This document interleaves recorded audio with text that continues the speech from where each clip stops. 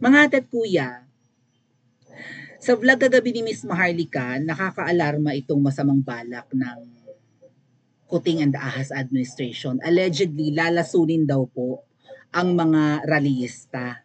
Kapag sumugod sa Kamangyang, ititirgas ng may lason, and ayun, no, magkakandamatay po ang mga rallyista. Nakakalungkot kasi isa ako sa mga sumasama sa Liwasang Bonifacio na balak nga pong lumakad papuntang Malacanang. So is itong aming grupo sa EDSA Shrine na willing sumama rin po at maglakad papuntang Malacanang. Ano po, manawagan na mag-resign na siya. Uy, may nag-send sa atin, baka kababayan natin from abroad. Thank you so much po. Okay. Pakinggan natin yung sasabihin ni Miss Maharlika. Pero bago ito, hoy, Kuting. Hoy, Smugs. Nag-post ako mga ate at kuya patungkol dyan eh. Di ba, a few days ago nag-post ako sa social media ko. Kung di pa kayo naka-follow, hanapin nyo lang ang Princess Maui, kapangalan naman ng channel natin. Yan yung bago kong gawang page. Princess Maui. Maybe I can open it for you. Hold on. Dali lang. Basta Princess Maui, thingy-thingy. Okay? Also, Maui Spencer, yun naman ang ginagamit kong pang live sa aming rally. Jack Pollens from Canada, thank you. Ayan, sa aking ate dyan sa Canada, hello po ate Edith. Meron kaming nakausap doon din. Ito ang iiwasan nyo, Kuting. Ito pagtitipon-tipon ng mga tao, okay? Kakampi nyo ang media, fine. Tahimik ang media sa kabulukan nyo, fine. Pero kapag nagsasama-sama, kaya mga ate at kuya, gustuin ko man na pigilin ng aking sarili, i-invite kayo sa mga pagtitipon namin yan, sa Liwasan or sa EDSA Shrine. Please do. Lalo kung nandito kayo sa Pilipinas, malapit lang kayo sa Kamaynilaan, or nasa Metro Manila kayo, please join us. And then you wear black, okay? Pero kung haharangin, matapagdudahan tayo, lalo may mga pautot na mga pa-checkpoint nga, at kapag maramihan ang sumusugod sa EDSA Shrine or sa Liwasan ay pinipigil pag nakaitim. So maybe magbaog kayo ng ibang kulay ng damit. Pero okay lang nakaitim kayo basta hindi kayo marami. Sa mga pagtitipon kasing yan, napag-uusapan ang mga bagay-bagay. Kuting, minsan nandun ang mga puting ahas. Sumasama sa amin. At maraming chinuchucho. Kaya nalaman namin na nagkaroon kayo ng emergency meeting sa Kamangyang at nandun si Michael. Hanapin niya doon ni Michael. Pa-comment po sa comment section mga Mawinians para malaman ng mga bago sa ating channel. Si Michael na special envoy to sa bansang nakikipag-away dyan sa kasi si Michael na ito ay 'di ba mukhang in chick. Ano apelyido ni Michael? Ayan, may nakapag-comment na. Plus 5 points. Itong si Michael, ang alam ko po ay hindi ito ayun, may nakasagot na. Hindi ito nakakapag-Tagalog. Tinanong ko nga itong kakilala ni Michael ano to si Michael? Nakakapanagalog to? Hindi raw. Siya ay Inglesero talaga. Sabi ko, ba't siya Inglesero? In-chick siya. Hindi, Canadian yan, sabi. Oy, talaga ba, Michael? Oy, Ma'am Shi, Canadian pala yan? Ano ka, bumukaka ka dyan? Hindi naman. Pag-usapan natin yung bumukaka mamaya pagkatapos nitong topic. Nag-emergency meeting itong si Butod at ako sino-sino pa sa palasyo na puno ng ahas. At nandun si Michael, parang nagpapasaklolo, ay, please join us, Michael, we need you, thingy-thingy, parang ganun, So siguro, financier ito. Mayaman to eh. Madatong si Michael. Okay? Yung sinabi niya, ano ba na, sabi ni Butod, ay guys, sama-sama tayo, mabago muli. You guys are the best, sabi nung Michael, di ba, sa video. You guys are the best. Alright, sama-sama tayo, mabago muli, sabi ni Butod sa video. Okay, kasama si Michael sa emergency meeting. Kailan ba yung meeting nila? Was it 26 or 27? Pumunta kami ng, 26, Lunes, yung pupunta namin sa Liwasang Bonifacio. Nandun ang puting ahas. Kasama sa meeting si Michael, At ang napagmitingan pala ay binulgar ni Miss Maharlika. Pakinggan muna natin ang vlog niya. Okay? And then may babasahin ako para sa inyo maya-maya. Nasaan ang vlog ni Miss Maharlika? Pakinggan natin. Nakakakilabot na kailangan nating paghandaan, na kailangan yung mga taong simbahan, lahat ng Pilipino ay makaalam. Kami po ito ang balita sa loob ng Malacanang. Hindi ko to information, galing sa loob ng Malacanang. Hello, Miss Maharlika. Okay? About last night, Michael Ma and Lisa plan sa protest rally kapag pumunta na yung tao sa Malacanang. Kinakabahan na po sila. Okay? Pakisabi po sa taong bayan yung plano nila. Okay? This is not my words. Coming from our puting ahas. Miss Maharlika, ito yung narinig namin sa meeting. Please, sabi niya dito, please protektahan niyo po yung aking identity. Baka magurgur ako. They going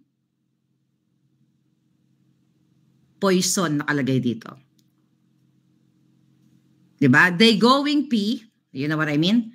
Through spray or air, lahat ng pupunta sa Malacanang. Na, sabi niya dito, magically through riot police. Please, sabi niya, Miss Maharlika, do something about this. Mga kababayan, wala po akong kapangyarihan, hindi po ako polis, hindi ako AFP, wala akong peso sa gobyerno. Ang kapangyarihan ko lang ay katotohanan at etong tagapaghatid sa inyo ng impormasyon galing sa loob. Okay? According to our source, gagamit sila ng P through chemical chuba-chuchu na kapag nag-attempt ang Pilipino ay magsispray sila or, you know what I mean. Okay? Oh, actually, tinanong ko siya. Sabi ko sa kanya, A1 ba yan? Sabi ko na ganun. Okay? Sabi ko, ma'am, sobrang salamat ha. Sabi ko na ganun. Yung malasakit mo, sabi ko ganun sa kanya. Sobrang salamat sa malasakit mo.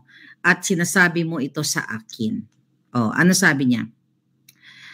They don't use tear gas. Gagamitin nila air spray lazones. Sounds like, you know what I mean? Okay? Pinapa-verify ko na po pina-verify ko if, sabi niya, anong klase.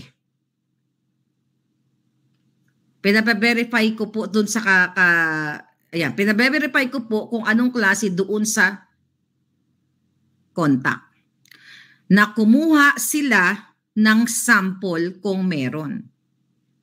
Yan po ang nangyari, sabi niya, sa loob. Kailan to? The other night. Habang naglulusob sila sa KOGC. Yan po yung nangyari sa meeting kagabi sa Malacanang with Michael, Ma, and Lisa, Tambi, nakalagay dito, Tambi, BBM, and Lagdameo. Umalis po muna si Abalos before Michael Mac came in. This is a warning to the Filipino people. Narinig nyo na yung nakakakilabot? O to, meron pa. This is a warning to the Filipino people. And if anuman ang mangyari, si Abalos ang masisisi. Nakita nyo mga kababayan, ang ginawa nila sa KOJC, sabi ko nga, whether ano ang iyong relihiyon, ano ang iyong political affiliation, tama ba na inisprehan ng pulis huling-huli sa camera? Yung isang lady, okay, sa KOJC, harap-harapan, may camera, inisprehan niya. What if kung may lazones yun? Let's just use that word. What if kung mayroong lazones? yung ano na yun, yung in-spray niya. Eh di na-tsugi na lang ng ganun-ganun yun. Ang tinutukoy ni Miss Marlica mga ate at kuya ay si Sister Eleanor ng KOJC. Yung nasa viral video na nakatalikod, dilapitan ng pulis, inisprayan. So hindi naman nasilam si Sister Eleanor eh. Parang hindi tear gas yung inispray. Hindi katulad sa isang lalaki sa KOJC na nanisprayan. Talagang uy-uy na, naiyak na, napayuko ng ganun. Binuhusan na lang ng tubig yung mukha ng mga kasamahan. Baka yung inispray na yun ay hindi highly concentrated na, let's say, cyanide, no? Whatever poison they are using.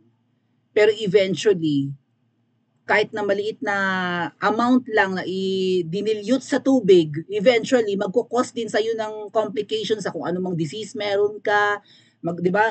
Makasira ng respiratory system mo, eventually ganun mag-choke ka, 'di ba? Atakihin ka ng hika, atakihin ka sa puso, whatever. Lason pa rin 'yun kahit konti eh. Pero malay mo 50-50, 'di ba? Let's say for example, 50% alcohol, 50% lason. Hindi ka nalason sa moment na yon kasi nga kapag kinoncentrate yun, tumba ka eh. Ganun ka potent ang mga lason eh. Pag nainom mo, tumba ka. Lupaypay ka, tigok ka. Baka, di ba, maglagay lang sila ng certain percentage of that lason. Pag spray sa'yo, okay ka pa. A few days after, tegi ka. Mga manggugurgur to. Oh, itong vlog ni Miss Marlica, kagabi lang. Now, ang post ko sa aking page, kailan? Dali ha, tingnan ko, open ko yung post ko sa aking page.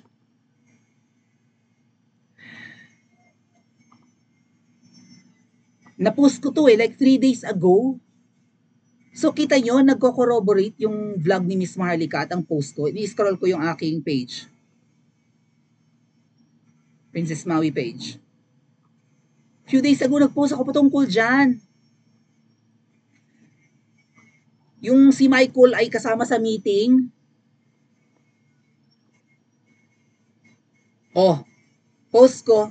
That's 2 days ago. Hindi pa nagpa-vlog si Miss Marlica, mga ate at kuya. Screenshot ko, send ko sa sarili ko para... Hold on a second. 2 days ago, nag-post na ako patungkol dito. Ay, Ate Roma, thank you so much. Sa'yo pa... Dali lang po. Thank you, Ate Roma. Dali, send ko lang ha. Where are you, love? Where are you? Okay. What? The heck? Alo. Sana yun?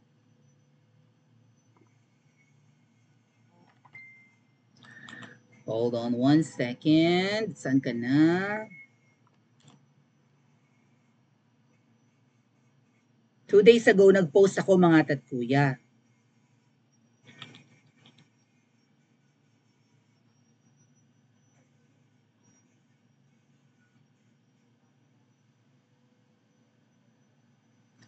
Bakit naka-reverse yung camera? Ba't gayaan? Reverse ko nga isa pa. Reverse. Reverse. Bakit maligtad? Hindi nyo tuloy mabasa ng maayos. Anyway, ang post dito sa, itong post ko, nag-meeting sila sa palasyo ni Palaka ng araw na yan kasama si Michael. Bakit? Anong role ni Michael sa masamang balak? See? 2 days ago nag-post ako, nalaman ko to doon sa pag-uusap namin sa Liwasang Bonifacio. And then kahapon nag-vlog si Miss Marlica, pareho. Magkaiba ang aming puting ahas. Ang puting ahas na nagchika sa amin ito ay kakilala lang ni Michael. Hindi empleyado sa palasyo. Ay nagchika kay Miss Marlica, nakarinig mismo sa pag-uusap sa loob. Tingnan nyo kung gaano kadedemonyo ang mga yan. Willing to kill. Iniiba ko lang ang pronounce sa mga kuya. Willing to kill ang mga inanitan. At ang pananakot pa nila, nakaredy na daw ang 2 bariles pang ratrat pag may sumugod sa kamangyang. Kaya nga sabi namin, i-ready natin ang ating mga cellphone. Alright? May nag-message nga pala sa akin, you know who you are, ma'am. Basahin ko lang yung message niya sa akin, ha. Kasi nangingi ako ng payo sa isang kakilala natin. Shoutout po sa inyo. Di ko na lang muna pangalanan kasi sensitive yung kanyang mga sinabi. Sabi ko, Madam, nasa isip po kita kanina. Hindi ko alam kung bakit naiisip ko siya. Or sumagi siya sa isip ko, ha. Sabi ko, I need your guidance. Mamayang 3 a.m. magtitipon-tipon sa kartilya ng Katipunan ang mga kasama namin para lumusob sa palasyo ng ahas. Balak ko pong sumama. Ito yung 3 a.m. like linggo to, no? Linggo. Lunes ng madaling araw. As in yung National Heroes Day. Nag-message ako sa kanya. Sabi niya, Maui, naranasan ko na yan. Sabi nung minessage ko, pwedeng umabot sa patayan itong susugod sa Kamangyang. Kaya siguro hindi rin sumugod ang KOJC. Kasama namin KOJC, di ba? Hindi man ako nakasama sa lakad ni na Vivian Velez nung madaling araw ng Lunes. Nung gabi nandun naman kami sa Liwasang Bonifacio.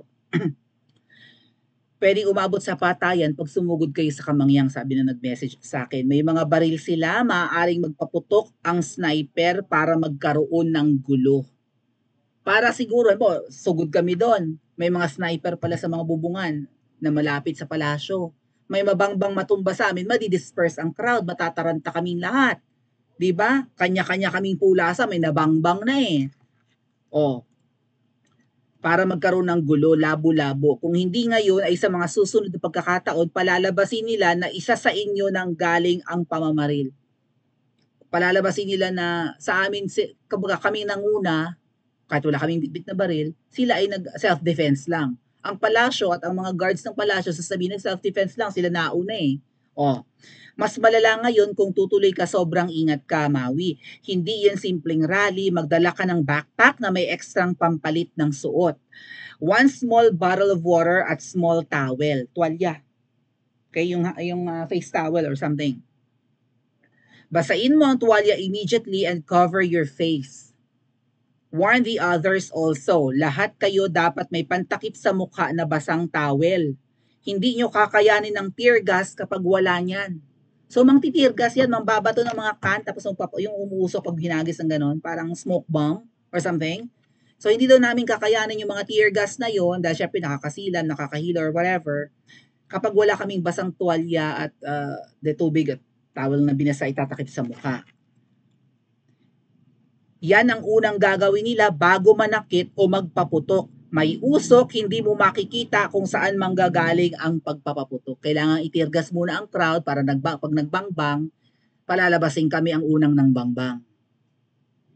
Naiintindihan ng kausap natin kung ano ang hakbangin ng mga damunyo. I feel very bad, guilty even. Awang-awa ako sa mga taga Davao, most especially the KOJC members na walang kasalanan. I've been monitoring them, hindi ako natutulog. I am terribly sorry for not joining. Aside from the fact that I am old for this, I am also tired. I have been fighting all my life for the wrong people. Pareho kami, pinaglaban namin si Kuting, tapos nabudol kami. I am ashamed also, as you know, ganyan-ganyan. Hindi ko nabanggitin ang lahat ng mga sinabi. I pray for all of you every day. Thank you, ma'am, kung nanonood ka. So, pinag-iingat niya kami. Ay worse, kung ang tear gas lalagyan ng lason or mga pausok, delikado po ang susugod ng Kamangyang. See kung gaano kademonyo ang mga nakaupo ngayon. So ano ang gagawin natin? Matatakot ba tayo o susuong tayo sa peligro? Pa-comment po sa comment section at mag-like and subscribe din po kayo.